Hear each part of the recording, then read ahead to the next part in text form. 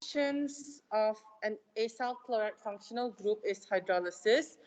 It uses water to break down uh, a bond in the acyl chloride. Okay, so the bond being broken is the carbon-chlorine bond. As you can see, or as you can remember from mechanisms, you will have a nucleophile attacking the slightly positive carbon.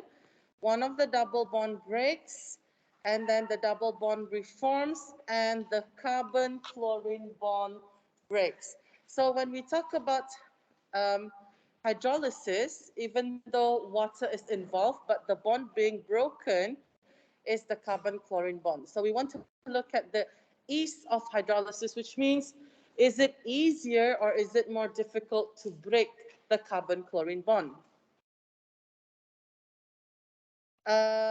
This one, Sudah. We've already copied this. Have you copied this down? I think so. The equation for the hydrolysis of acyl chlorides, the hydrolysis of ethanoyl chloride. Have you gotten that down on your notes? Yes, okay, right. So now we're going to cover the last learning objective, which is to look at the relative ease of hydrolysis. You are to explain the relative ease of hydrolysis of acyl chlorides, alkyl chlorides, and halogenoarenes or aryl chlorides. Now, let's have a look at these three different functional groups. They are very different. Acyl chloride is when you have a COCl.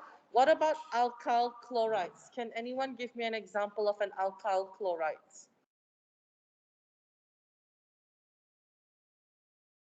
An alkyl group that has a chlorine.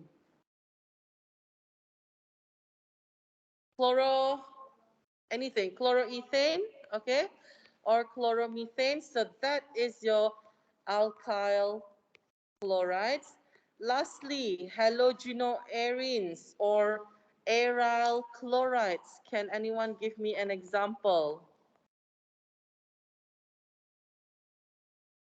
Arenes, where if the word arene pops up, what comes to your mind?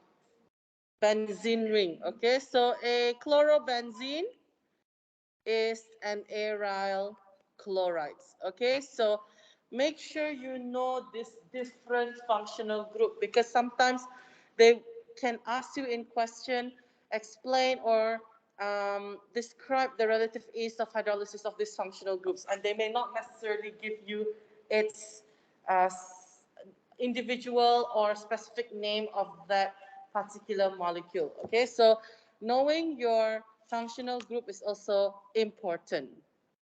Okay, next slide, because I see some of you are still copying this down. Next slide, we're going to look at the ease of hydrolysis, and it turns out that acyl chloride is the easiest or the fastest to be hydrolyzed, followed by alkyl chloride, and then aryl chloride being the least or the most difficult or the slowest functional group to be hydrolyzed. And this has something to do with their carbon-chlorine bond, okay?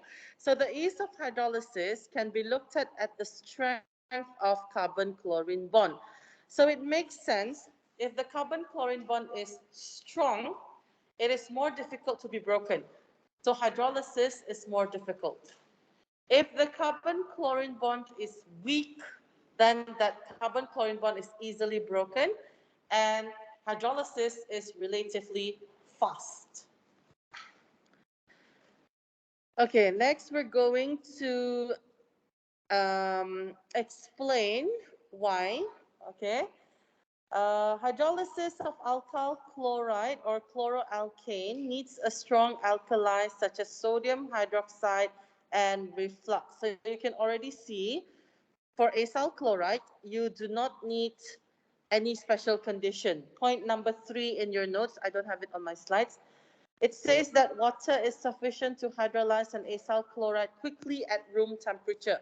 So that already tells you how easy it is to hydrolyze the acyl chloride. You do not need a base, you do not need to heat it up, whereas for alkyl chloride, you need a base, you need to heat it up, and later on you will see that acyl chloride will not be hydrolyzed at all. Okay, so there's no reaction happening if you add water to the chlorobenzene. Explanation. Okay, so I will start by drawing the three structures so that we can look at the carbon-chlorine bond. Okay, starting with acyl chloride, you know that the functional group is COCl. What dipoles do we know that are present in the acyl chlorides? Chlorine, what's the dipole on chlorine? Delta plus or minus? Minus. Carbon, delta plus, and oxygen, delta minus. Okay. Next is alkyl chloride. So we can have like um, an alkyl group, just hydrogen, hydrogen, and then this one is a CH3. It also contains dipole. Same thing because chlorine is more electronegative. Therefore, it develops a delta minus. And lastly is the aryl chloride. Benzene ring attached to a chlorine. As mentioned earlier just now, since hydrolysis is an addition-elimination reaction or a condensation reaction, it involves a nucleophilic attack. Okay, in this case, the nucleophile is just water, so it's not charged. Nucleophile can be charged or can be neutral as long as it has that lone pair of electrons. Okay, so to explain the use of hydrolysis, we need to talk about how each molecule, different functional group, attracts the nucleophile. Okay, does it strongly attract the nucleophile or does it repel the nucleophile? Okay, so let's look at the first one, acyl chloride. We know that this carbon is attached to two highly electronegative atoms. So that means the delta plus, the partial positive charge on carbon, is very big. Do you agree? So because this is a big delta plus, it attracts a nucleophile. Nucleophile wants to give away its lone pair of electrons to an electron deficient atom. So in this case, carbon is electron deficient. Deficient means not enough, lacking. Okay? Compared to an alkyl chloride. Nucleophile will also be attracted to the slightly positive carbon, but this time the delta plus is only, it's not as big as the delta plus in the acyl chloride here. Why?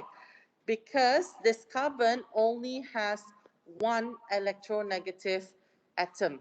Okay, so there's only one atom pulling away its electron density, whereas here ada dua. Okay.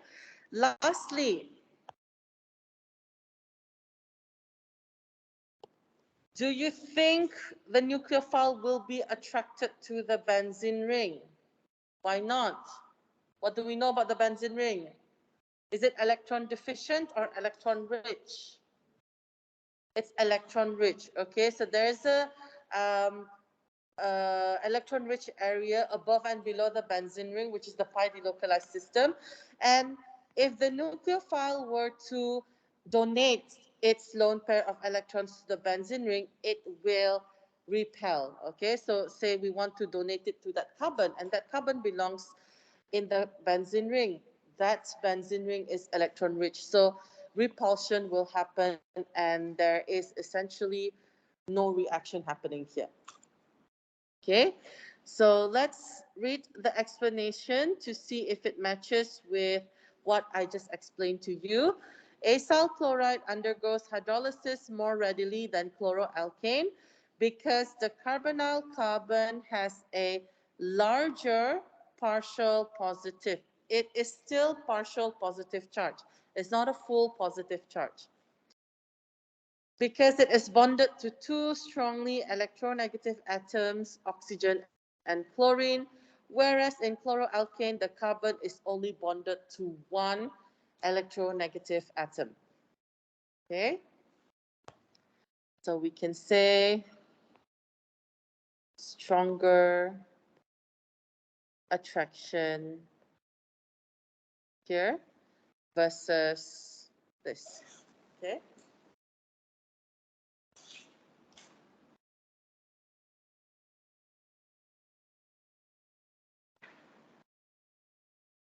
Next, aryl chlorides such as chlorobenzene will not undergo hydrolysis because the carbon-chlorine bond is strengthened by the overlapping of the p orbital of chlorine with the delocalized pi electrons of the benzene ring. Okay, so that's one reason that I did not touch. In addition, the high electron density on the benzene ring also tends to repel approaching nucleophiles such as hydroxide ions or water even. Okay, so we've talked about the second point, but not the first point. Okay, what does it mean by the carbon-chlorine bond is strengthened? Okay, so remember your benzene ring. Benzene ring, there is p orbital aligned to form a delocalized system, correct? And the lone pair of chlorine there also is a part of the delocalized system. So the delocalized system is extended, right? So that means this carbon-chlorine bond, because that lone pair on chlorine is now a part of the network, it is difficult to break this carbon-chlorine bond. This bond is now strengthened. Okay, so the first reason, one, you can talk about the repulsion of the nucleophile and the benzene ring. Second reason, also you can talk about the fact that the carbon-chlorine bond is strong.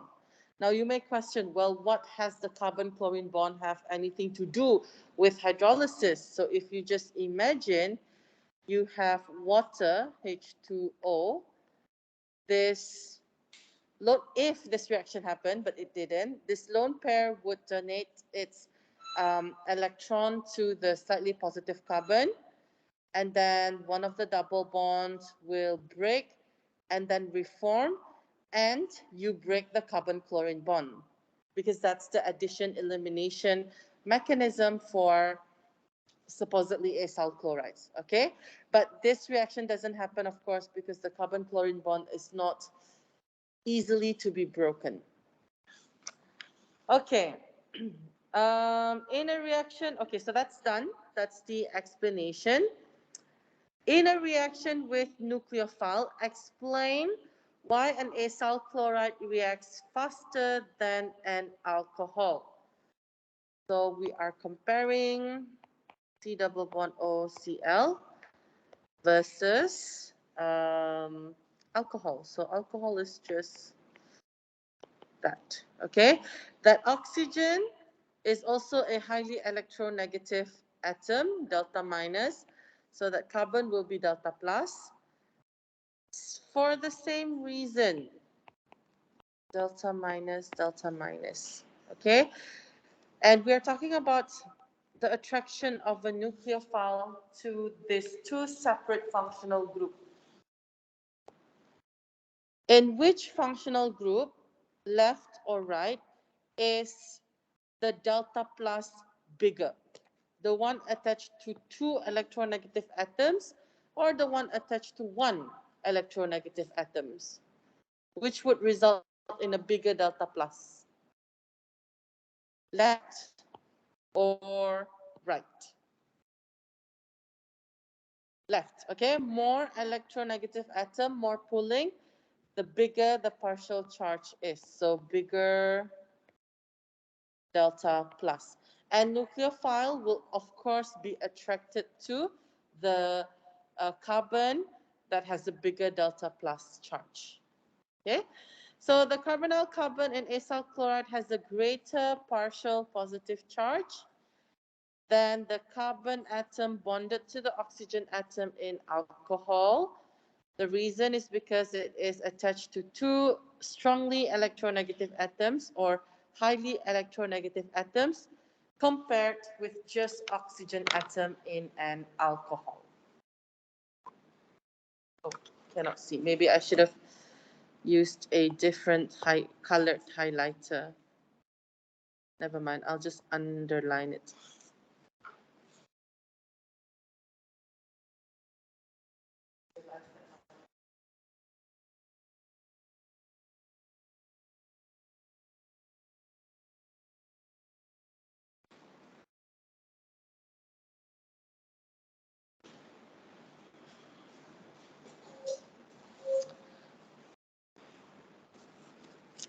Okay, if you're done with that, can you just check that we have covered everything in this topic, including the last page, the mechanism, because I remember skipping to that part first on page 13.